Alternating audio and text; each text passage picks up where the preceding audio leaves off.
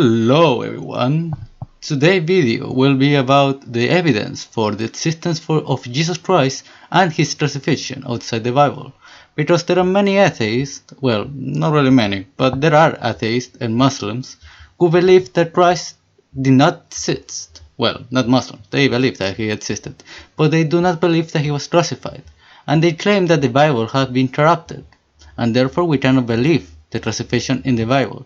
Now, of course, that is very stupid, because there is no evidence of such corruption, and the Quran says otherwise. The Quran says that the Bible has been preserved, but we are not going to talk about that.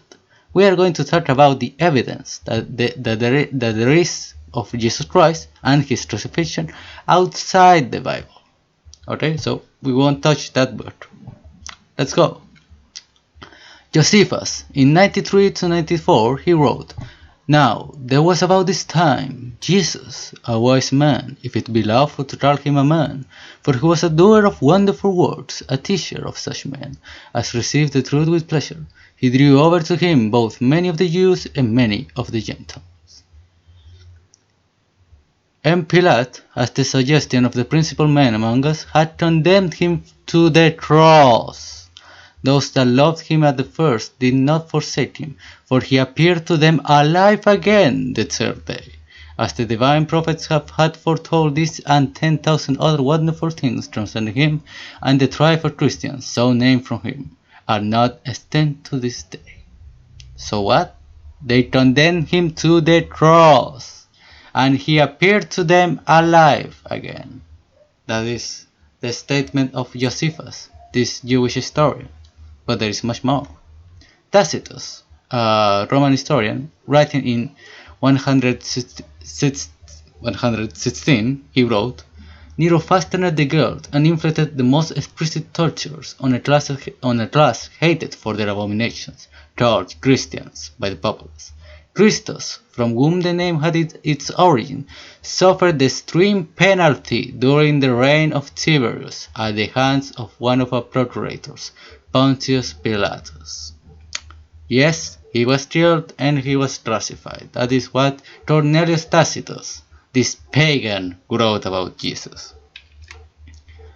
Also, Lucian of Samosata too wrote about Jesus. In 170, he wrote, "It was now that he came across the priests and scribes of the Christians in Palestine, and picked up their cruel trade.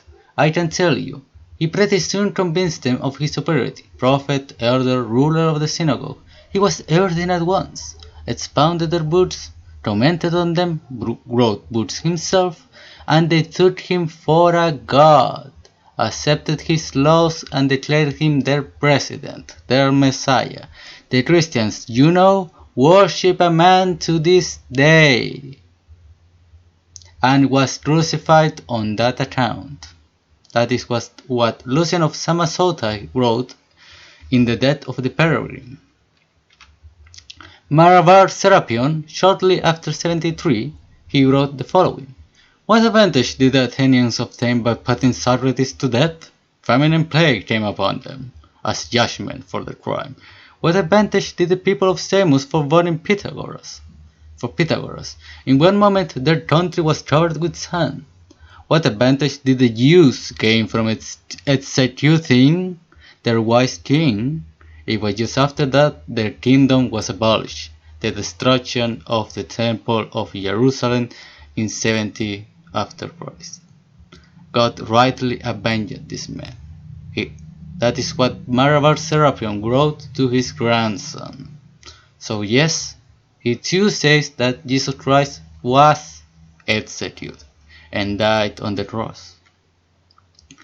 Origen of Alexandria, the church father, he wrote that Phlegon of Tralles, a Roman historian, wrote about Jesus the following: "And with regard to the eclipse in the time of Tiberius the Caesar, in whose reign Jesus appears to have been crucified, and the great earthquakes which then took place."